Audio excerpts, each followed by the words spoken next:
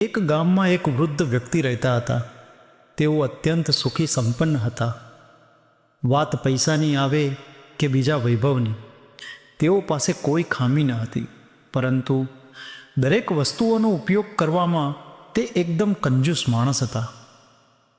કોઈ પણ વસ્તુનો વપરાશ કરતા પહેલાં એક નહીં, બે નહીં, અનેક વખત વિચાર કરીને પછી જ એનો ઉપયોગ કરે, અને એ પણ જરૂરિયાત કરતાં ઓછો વપરાશ જ કરે. આ વ્યક્તિ પાસે એક સોનાની થાળી હતી, જે તેની પાસે રહેલી અનેક કિંમતી વસ્તુઓમાં સૌથી કિંમતી ગણી શકાય.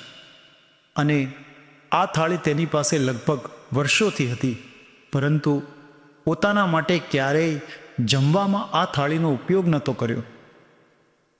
એ વૃદ્ધના ઘરે એકવાર એક સંત જમવા માટે આવ્યા. ત્યારે તેને વિચાર આવ્યો કે આ સંતને સોનાની થાળીમાં જમાડશું. પણ જમવાનો સમય થતાં તેનો વિચાર બદલાયો, અને એવું થયું કે આ કિંમતી થાળીમાં સાધુ સંત કરતાં તો કોઈ મોટા માણસોને જમાડીશું. થોડા દિવસ પછી તેમના જમાઈ તેમના ઘરે જમવા માટે આવ્યા. ત્યારે પણ તે એવું જ વિચારીને એ થાળીમાં ન જમાડ્યા કે જમાઈને તો લગ્ન કર્યાને પણ 25 વર્ષ થઈ ગયા છે, આને સોનાની થાળી ન હોય.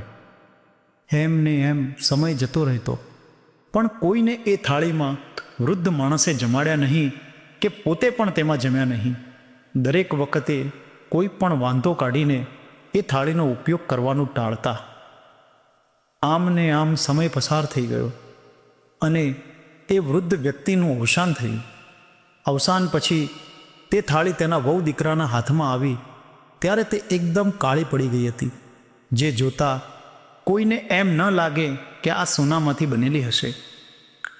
વર્ષો જૂની આ થાળીની કિંમતથી અજાણ એ વહુએ કહ્યું કે બાપુજીને તો આવો ને આવો ભંગાર ભેગો કરવાનો શોખ છે. આવા કાળા વાસણનું શું કરવું હશે? કેટલું ખરાબ લાગે છે. આપણે આને કૂતરાને દૂધ પીવડાવવામાં કામ લાગશે. આમ આ સોનાની થાળીનો ઉપયોગ અંતે કૂતરા માટે દૂધ પીવડાવવામાં થવા લાગ્યો. જે વૃદ્ધ એ કોઈ વિશેષ વ્યક્તિની રાહ જોતા રહ્યા હતા, પણ તેને કોઈ પણ વ્યક્તિ વિશેષ લાગી નહીં.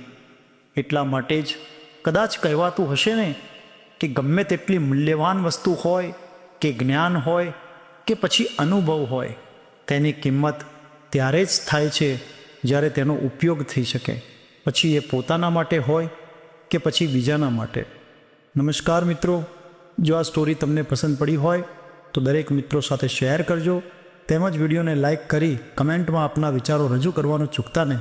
રાધે રાધે.